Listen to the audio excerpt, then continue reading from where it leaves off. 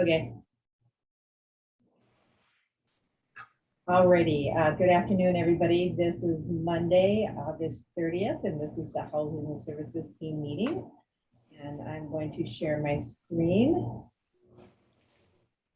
Can everybody see the PowerPoint?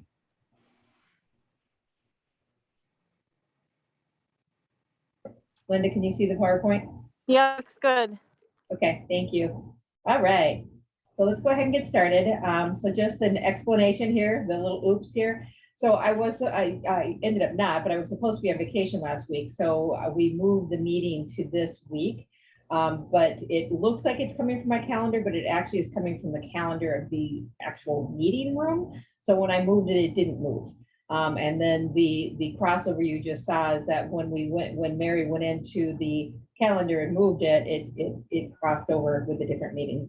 So again, a little oops in the whole Zoom reality, but we are all here together today recording this meeting if anybody can't make it, and we'll be back on track with the third Monday as we have done in the past. So as we start all of our meetings, I have a prayer. So if you could center yourself and relax on this afternoon, and feel free to join in with me if you so choose. This is the gratitude prayer. So faithful Father, we thank you for hearing our prayers, feeding us with your word, encouraging us as we have gathered together. Take our lives and use us to love and serve you, all the people, in the power of your spirit, in the name of your Son. We are created by your power, redeemed by your love, and strengthened by your spirit. We give ourselves into your service. May we love you and love others with all of our hearts, through Jesus Christ our Lord. All right, lots of transitions. We didn't meet last month, so if I missed anybody, I'm going to give you an opportunity to introduce yourself or to let us know if there's other folks there, but we have lots of new leaders in the housing. So the first one to let you know is Frank Robinson, is the executive director of Humboldt, and how they have structured their community. The nursing home will have an administrator, and the executive director oversees the assisted living. So Frank is the assisted living ED and the housing leader. Dalton Job will be starting on the 8th, and he will be the administrative leader of White Bear Lake. Eric Schaefer, we welcome him to Madonna Meadows. Eric has been I'm sorry, that's not true. He has not been with Madonna. He is new to Madonna, but the Madonna leaders have known him and say he's doing a great job as he starts his new role. Villa St. Benedict, this is our community in Lisle, Illinois, and we welcome Nicole Rich, who is the executive director of that community. We will be welcoming Emily Schaefer to Duluth. She starts on the 13th of September, so look forward to welcoming her. Cassie, she always says people pronounce your last name wrong, so I don't even want to try it. Cassie is our new leader in Ada. She came over from, she was, I believe, Wellness and Foundation, and now she was Wellness, and she's now Foundation and the housing leader in Ada. So we welcome Cassie. Katie Johnson is new to Winona. I'm not sure why I have the word new in front of Katie's name, but she is new to Winona Close to Court, and we welcome her. Taylor Brule is the DON at White Bear Lake, and I have to admit, I'm not sure, Taylor, if you're a new leader, if you're an interim, but welcome to Benedictine either way. And then Kelly Heath is the DON at La Crosse. So is there any other new leaders on the call? Anybody I missed? Welcome.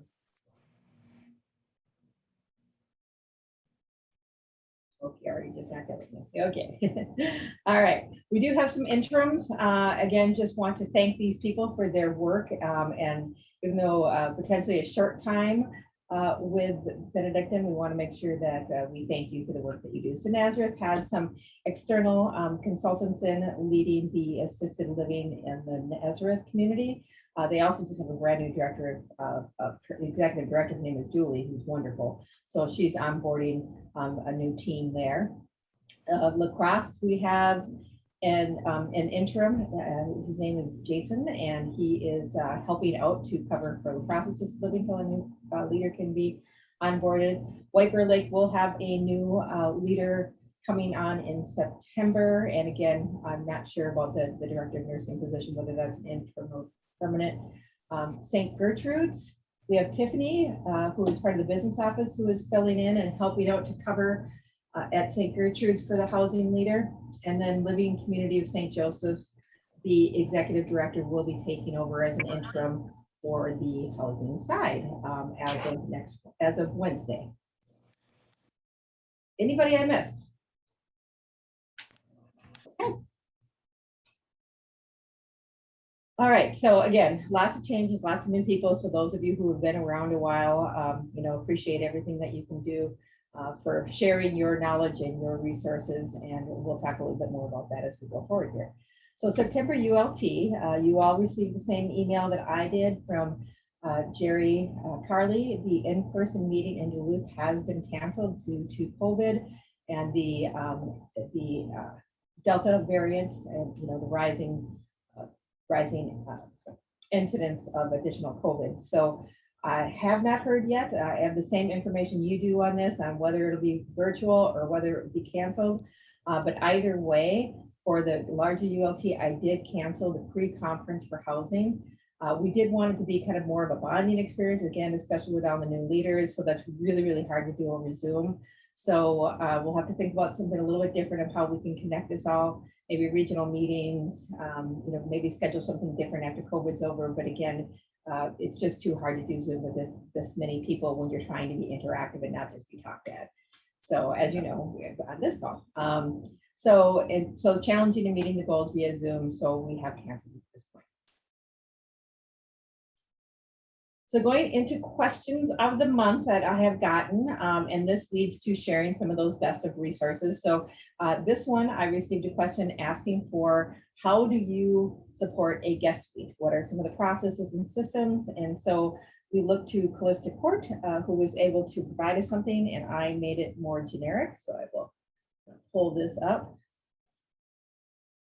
And then it's also on eSource. And so again, I can show you where it is on eSource. The next one here. So for the front desk, what they have in here is really just the process that Callista Court uses, and made it more generic. And then you can tailor this to your community. Some of it's a little bit different depending on how you're set up. But in this particular case, I thought it was a really good idea. They share a calendar.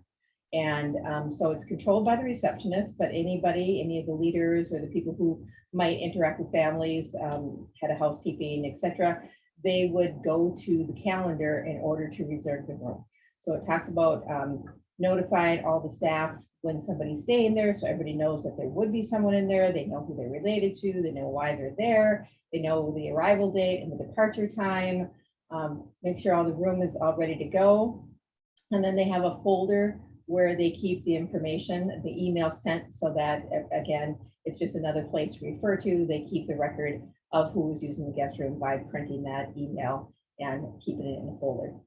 And then they also add it to, they put it in the mailbox for housekeeping, and or for some of you, such as the Shakopee, where your housekeeping schedules are on Matrix, you can add it to that schedule, and that way housekeeping knows that it's an additional room that they need to keep clean because it is now occupied, even though that person is not on census.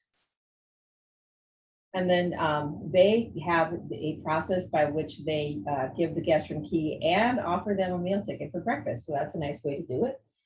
Some of you, like with Northfield, where you're independent living, pay for meals, and you have retail trackers, so that's a pretty easy thing to do. You may want to have it as that process. So this is just a nice thing that Callista Court does, but it's not something that everybody needs to do. And then this is just a reminder that after 4, if somebody comes in later, you're going to want to know when they're checking in. You're going to want to let your evening shift or your night shift know that these people are coming in and what they should be doing so that they are allowed in. Notify housekeeping, again, set check-in times and check out, especially if people are turning over, so housekeeping can get in there.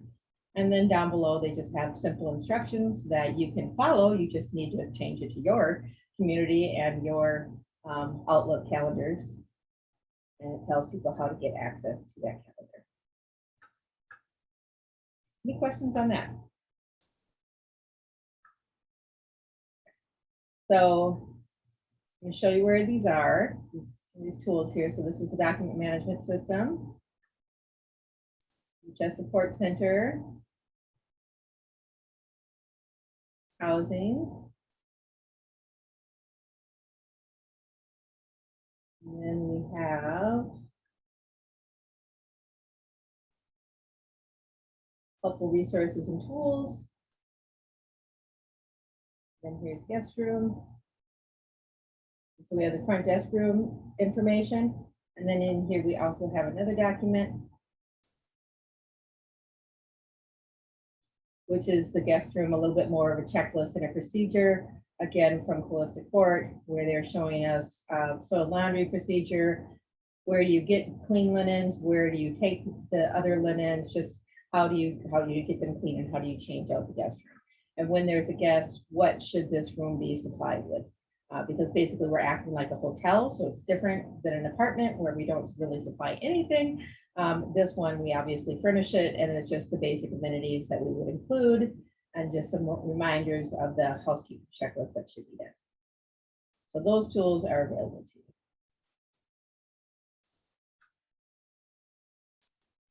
you. Okay.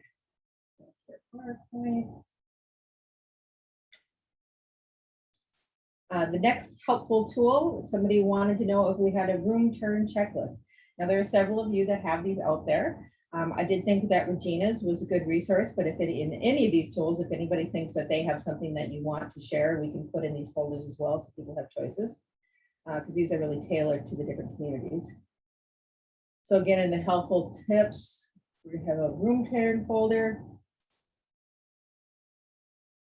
And in the room turn folder, we have a handy checklist. So the way most people put this is once the person leaves the apartment and has taken all of their belongings out of it, then this checklist is kept in the apartment, and maintenance or whoever is doing the different pieces comes in and makes sure that all of these are completed or set.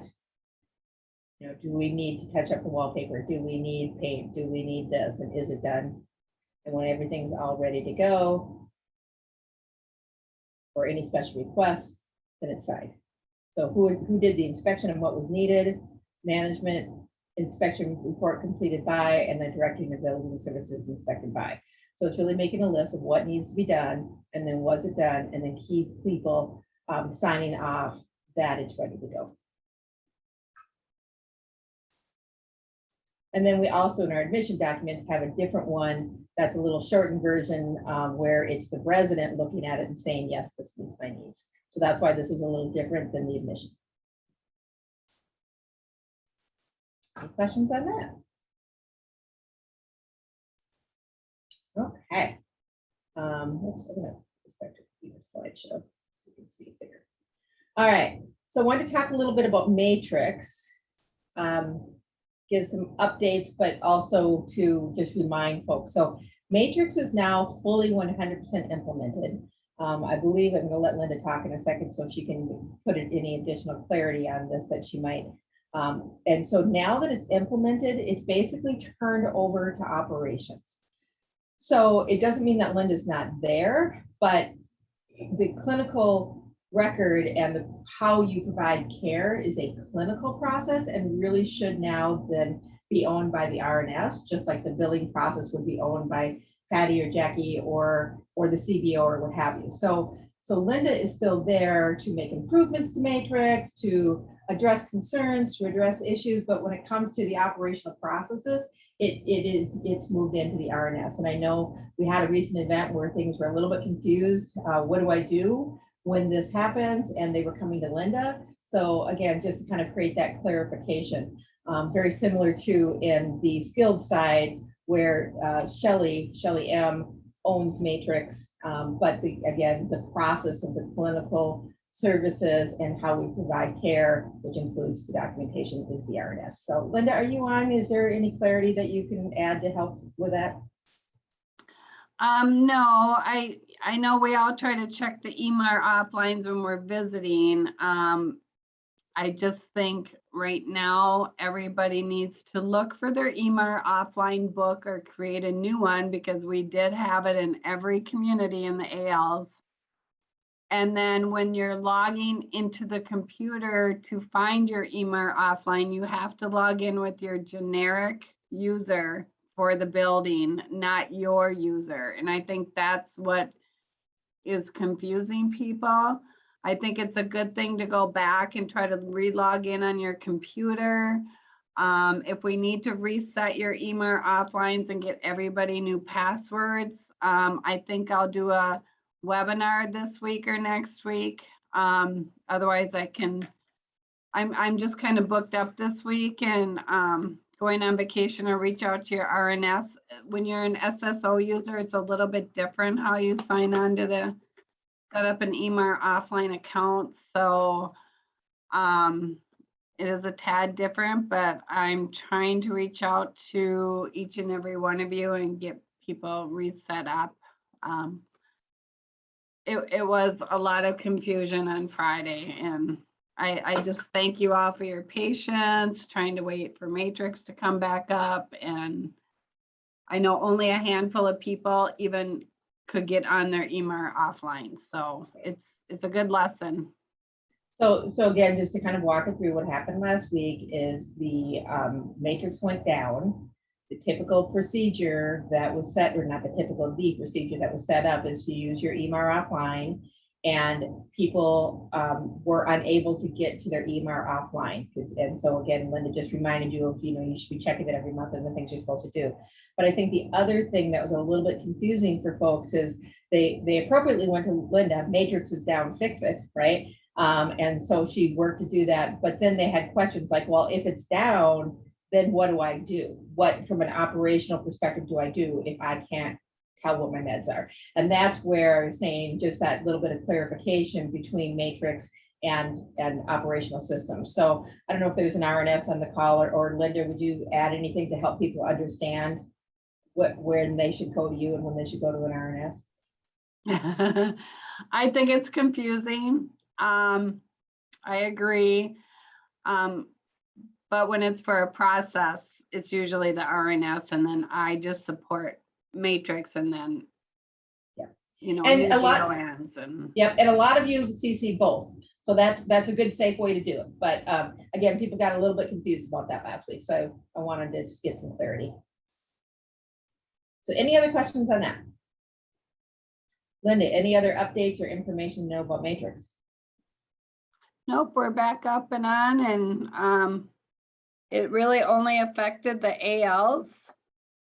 And I know some people walked over to the skilled nursing home and logged in from skilled nursing home and were able to get on. I really don't have the underlying reason what happened. So, but I think there's a lot of confusion what EMR offline really is. And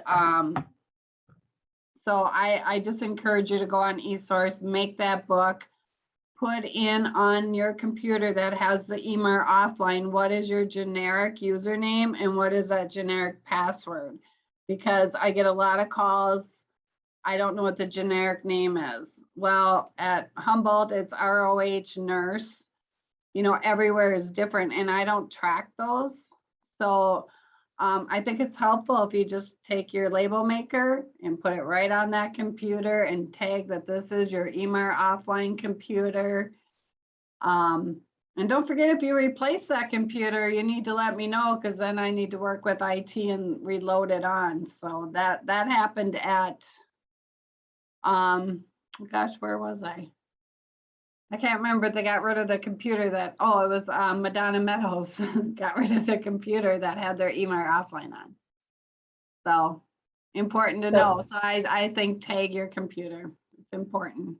Yep. So there's one computer set up in every building that is set up to have a level of memory that you can print things up if matrix goes down. So if you don't know which computer that is and you don't know what I'm talking about, again, that would be one to connect in with Linda. And then again, eSource has a lot of the tools and information for you on that. Okay. All right. Again, just a reminder, now that nursing is up and running and fully implemented, it is now time to move to the next level. There's a lot going on right now, so we're not pushing this agenda on you guys. But they are available and many of you are using them and it is making your life simpler. So to know that housekeeping schedules can be done on Matrix and other interdisciplinary team members can use Matrix. So the wellness people can do the person-centered wellness check. The spiritual care can document, activities can document. So Matrix has a lot of robust uses. The critical piece right now is that nursing uses it. So we're still working on building up that compliance, and we know that your lives are crazy, so we don't want to roll out anything new. But this is there, and those who are using it do find it to be much easier. So just want to constantly give that reminder as well. And if you don't know how to do either of these things, again, I would give Linda a call. Any questions on that? All right, census and goal information. So we do have a new team member. I'm not going to do an introduction to her because she reports to Steve, and that's kind of Steve's role. And I think you probably got an email on it too. But just so that you recognize it, so Erica Johnson is her name. She is the Regional Census Development Manager, and she will be focusing on Shakopee. So and helping with that because, you know, obviously they opened during COVID, so they need a little extra focus and resource as we come out of COVID. So just so that you know who that is and why she is at Shakopee. And then Matrix and CRM census. I want to talk a little bit about this. And I want to show you what I'm talking about. So I'm going to open eSource again. And I'm going to open this app and I'm going to put in census. And it's going to give me this weekly census report. Hit reports and I say daily census. So this is going to tell me for each one of you, what is your census today? So anybody can come in here, take a quick look, they can know what their census is. And then service type, you could switch it to housing. And then there's the census. It can tell you your admits and discharges. So you can look at, hey, in the last month, you can set the times over what period of time are my admissions and my discharges so that you can understand what's causing your reality of your census. And then what I like is I like this trends. I'm going to switch this to housing. And you can see an ever so slight uptick trend, which just makes me so happy. In the last 2 days, our census is exactly the same. So this is the Matrix census. And it's a quick and easy thing for housing. CRM has a wealth of knowledge. It is our tool for all sales, for inquiries, for tours, for whatever. But this is a really nice, just quick go-to. And so what we discovered is that the CRM and the Matrix census, which is this, that's on your screen right now, oftentimes don't match. And so we went back and we said, well, why are they not matching? What's going on? And the reason is our process for the pre-move-in.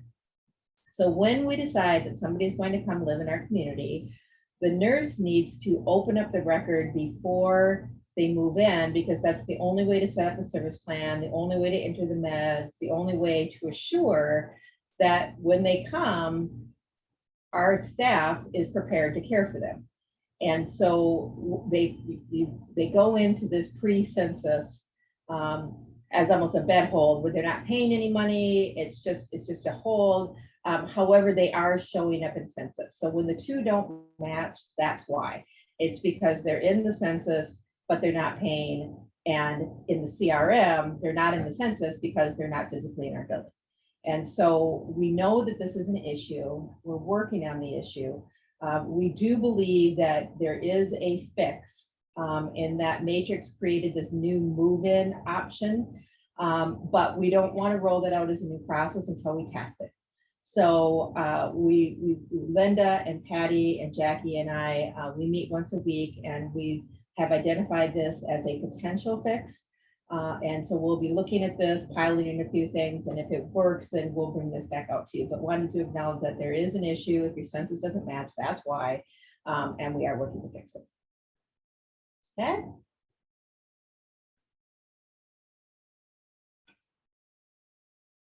Okay. Switching subjects to some of our goals of the year. We all have mini goals. Two of the main goals for housing, one of them is census, obviously. And another one, equally important, is how satisfied are our customers? And so the customer satisfaction goal is 54% as the minimum, right? That's what we're trying to hit.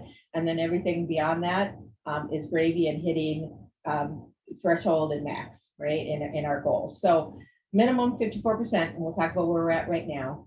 And so what I'd like to ask of you all is, if you're not the ED that's on this call, the EDs, the executive directors, own focus and execute. And every community has your own focus and execute that is kind of cascaded from the goals given by Jerry Carley and the executive leadership team. So you should be aware within the executive director goals of what your role is and what the plan is in focus and execution for you to have to hit this customer service goal. Okay. So again, the executive director has been given direction. You need this needs to be a focus and execute. You have to have a customer satisfaction goal. And then you as the housing leader should know what that is and what your role plays in hitting that goal. Okay. And then I, from a support team, also have this as a goal. So my role is, I just received it this morning. I have all of your satisfaction scores, and I'm looking at where you have opportunity, and then what can I do to support by tools, resources, whatever, to support all of the communities and or individual communities. If you're one that has a long ways to go to get to 54, you're probably going to hear me reaching out to you saying, hey, here's what I see. What do you see? But just to let you know that this is a shared priority for all of us. It is the customer satisfaction excellent. It doesn't include the spiritual care. But again, if we focus on the spiritual care, because we know that's an area of opportunity, that can really help us to get to this as well. Okay, any questions on that? All right, so a little update on admission documents. As you are all aware, the world kind of went on hold a little bit over the month of July because Minnesota new rules and regulations were going forward. So so August, we're still doing some cleanup, but it's kind of, we're back to work as usual. So North Dakota, Lisa and Mary are 99% done. What we've done is, I know some of you, it was a little bit frustrating because you were getting some information like, I don't have this, why does this say this, and what have you. So they're formatting the documents, and then they're sending the documents to me. And then I'm looking at it and saying, okay, well, this community doesn't have basic care, so let's take this basic care out of here. This community does this. So, and then we're finalizing it together. So 99% done with the North Dakota, and then I'm just going to review it and create the packages. So I anticipate these to be done in the next week or two. If one of you does need something urgently, let me know, and we can just kind of move that up in the priority list, but making significant progress. In Minnesota, it's still a little bit confusing. And again, I'm just going to go ahead and open eSource to show you a little bit of the confusing here. And we've talked about this, but we'll give reminders of what we're going to do and change. So Minnesota ALIL. Go down. So your admission documents are down here in the Minnesota Assisted Living Admission Documents 2021. In here are all of your residency documents. So if I open up Byron, I can see residency and services, residency, no services. Okay. If I go to tour, it's empty. And the reason it's empty is because that has not really changed yet. That's still out here.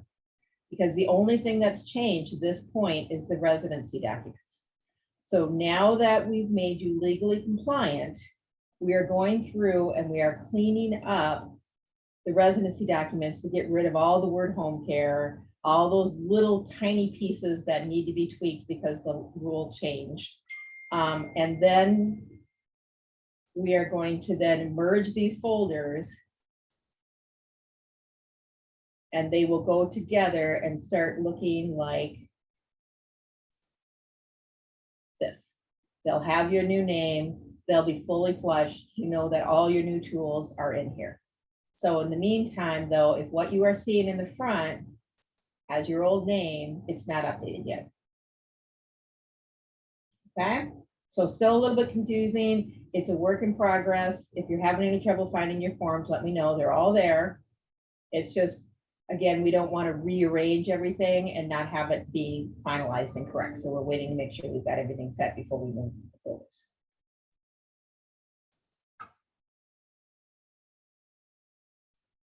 So tour remains in the old, all need to be updated, move things around. The home care documents will remain. We are going to order another, we are going to add another folder, and that folder will be for the comprehensive home care, because the comprehensive home care documents are going to be different.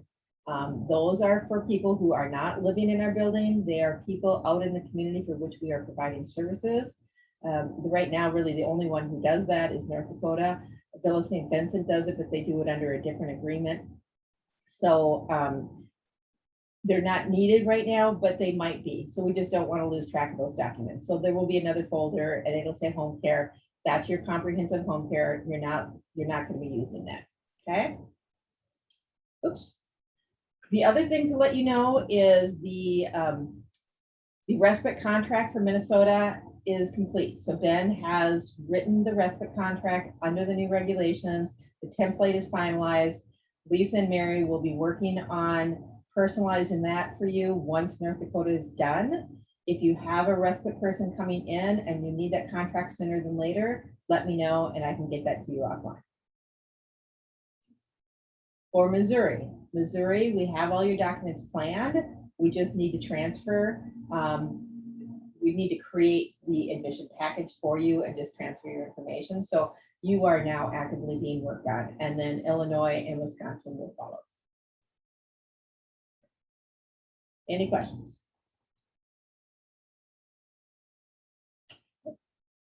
All right, finance.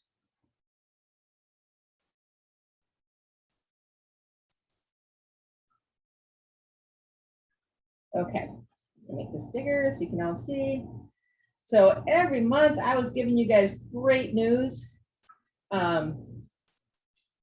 And I was just at a support team quarterly meeting, and Kevin shared with us that last year, particularly because of the purchase of Escalade and the cash that came in through that, was for the third year in a row our best year ever. So as I show you how we're starting out this year, know that we are safe, we are doing fine, but it is something that we need to change the trend, because the trend started with month one without any COVID dollars or additional cash coming in.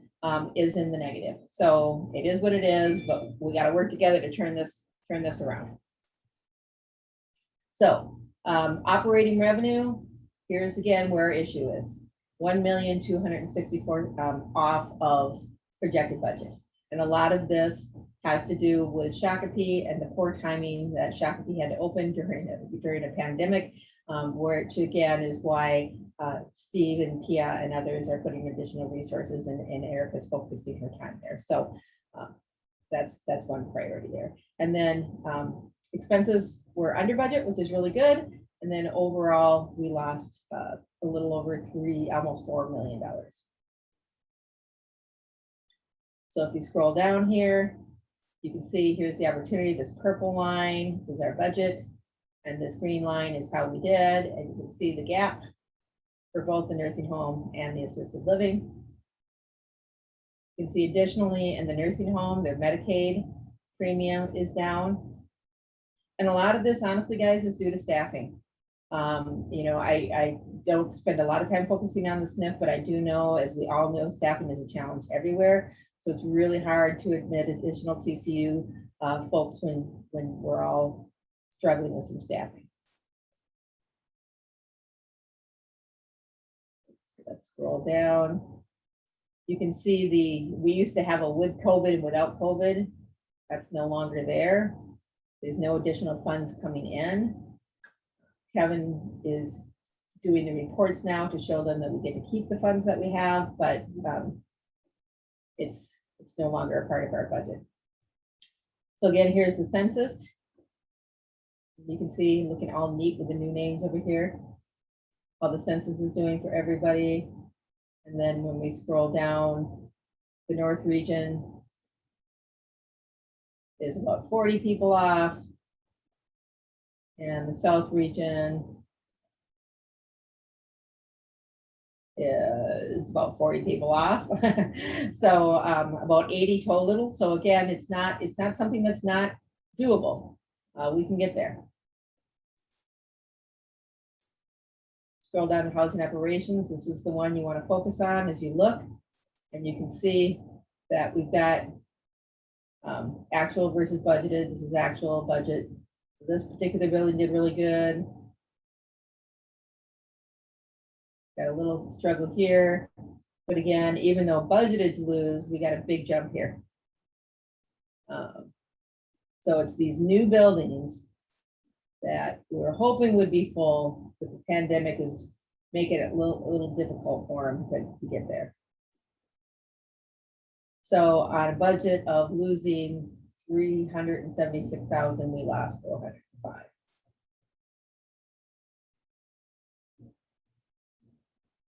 Extra partners. That's it.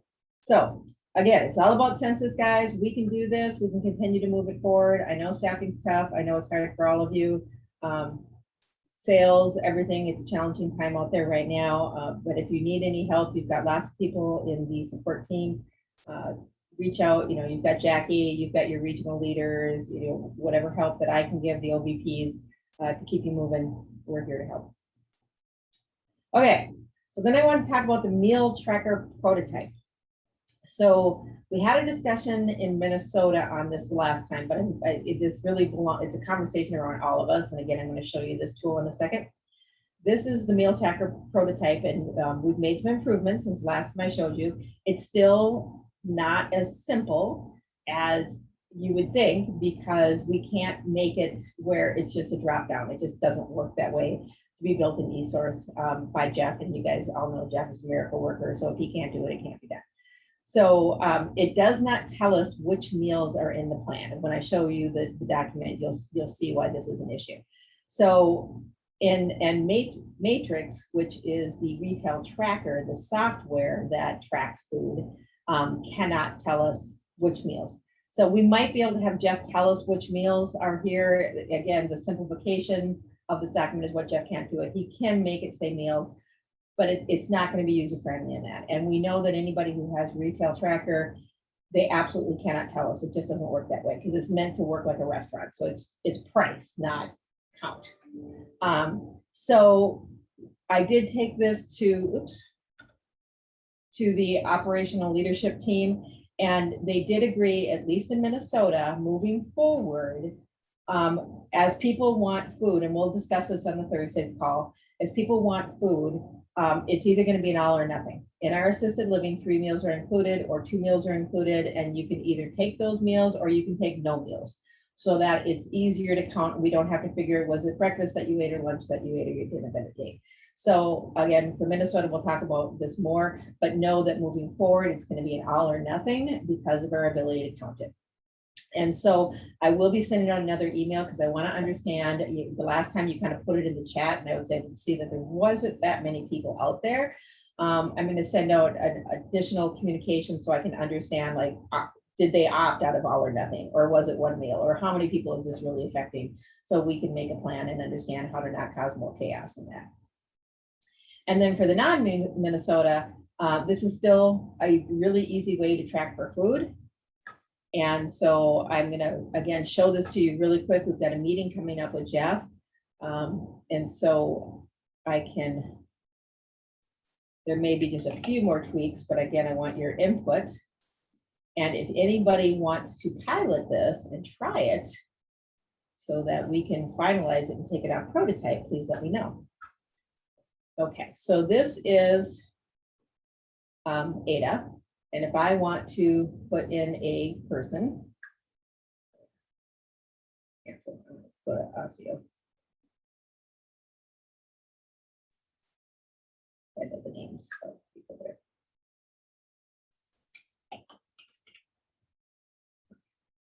So what, and then once I put this in, it's gonna stay. So I'm gonna pick either breakfast, dinner, lunch, meal delivery, or modified diet. And then this isn't set up in here, but what we'll do is we'll put a price on each one of those things and it'll automatically come up, except for unless it's like an a la carte. So breakfast, for Austria, I've done this, is $5. So if you enter breakfast, it's gonna come up $5. And then I'm gonna save it. And now I'm gonna have a record that Larry had breakfast. And then at the end of the month, I can look at my dashboard and I can see what types of meals were out there. Were they guest meals, resident meals, associate meals? How many total meals did I eat? What was the level of service, IL, memory care, AL? How many meals did I have in each? And then I can see for each resident on the dashboard. The meal count. This will help you. Your culinary people have to fill out a different document. And so this is something that just allows them to really easily count how many meals that they had. You can see it's a la carte, breakfast, dinner, meal delivery, modified diet. So you can get total count, total resident counts, and by each person, what days did they eat and how many meals did they have.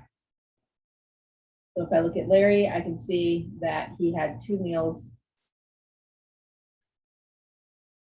in August, and then because I did this on a different day too, and then in September, it'll count up that too. So it's giving you meal count for the folks for the different days. And then billing journal. It's going to tell you how many meals and the dollar amount for each month.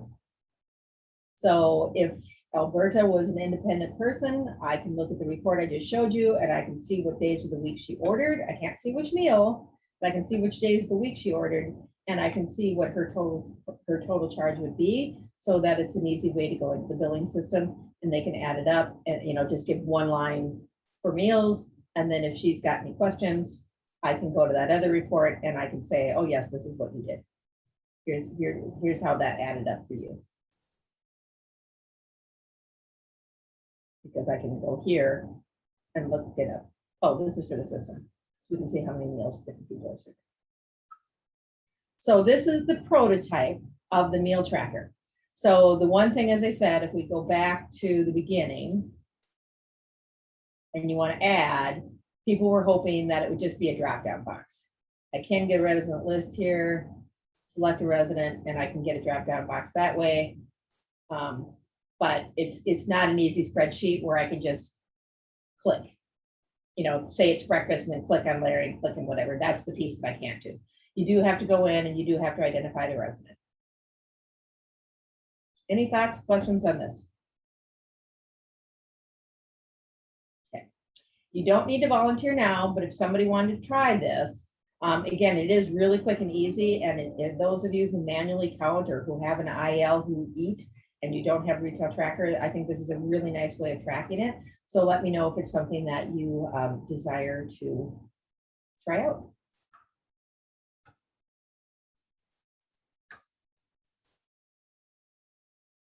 Okay. Pausing, oh, there's a chat here. So pausing to see if it's in there. Okay, I think we may have people who are willing to help out to try this. That's great. Okay, so onto the dashboard.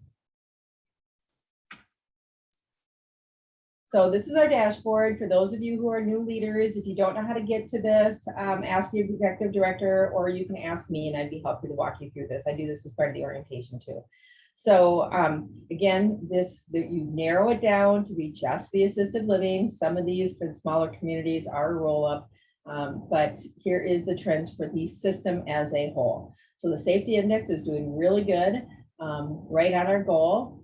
You can see spiritual satisfaction is red, so we're quite a bit below our goal. So our next goal of resident recommend, where we are at 51.1, you can see that this may be a nice low-hanging fruit here to help drive this up.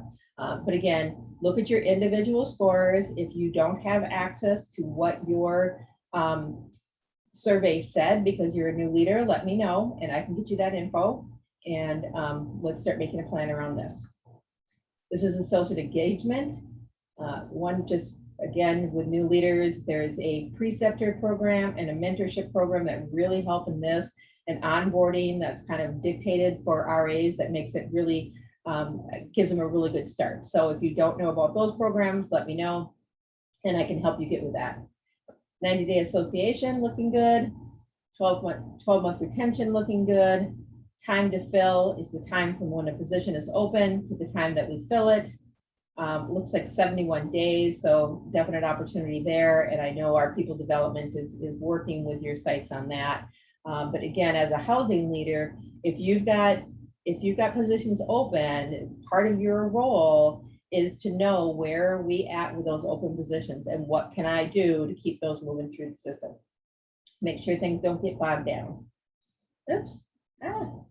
And then foundation contributions is on track, bad debt is on track, consolidated cash flow, again, that's because of the financials that I just showed you. But overall, we're doing very good. Okay. All right. This is just a quick thing to explain to Minnesota, and it's why I sent out an email, and I see many of you have responded. Minnesota is now an assisted living, but they also have a comprehensive home care license. And the Benedictine plan is to keep the comprehensive home care license. It will not have a revenue, and therefore it's only going to cost it $200 a year. The problem that we're running into is that as your renewal comes up, if it's close to the date right now, you did have revenue. You had quite a bit of revenue. And I thought when I spoke to the state that we could just say, well, we're not going to have revenue because we don't have any more patients. The state said you can't do that. They said it's in statute and we can't allow you to jerry rig it. You have to put what your revenue is. So we're looking at what that means. I've got a meeting coming up with Steve and Ben to understand, like, do we just want to spend the money and pay for it? Do we want to not worry about it? Several of you, such as Madonna, had multiple licenses. You only need one, so it won't be as big a hit. But we're just trying to get some guardrails around that. Is it worth spending the money in order to keep the comprehensive home care open? So thank you for sending those dates to me. If you haven't already, it helps us to see how big is your revenue going to be. And then we'll be following up with you on kind of what's the plan as your contract renews. Questions on that? Okay. And this is what I just said. I think that Minnesota State was in the wrong spot here. Let's see if it, yeah, because that's the end. That should have been before that one. So any questions? You have none in the chat, Penny. Okay. Anything that anybody wants to share? Any good news? Okay. In that case, I give you all the gift of 10 minutes. I thank you again for everything you do every day. Have a blessed rest of your week, and thank you. Bye. Thank you.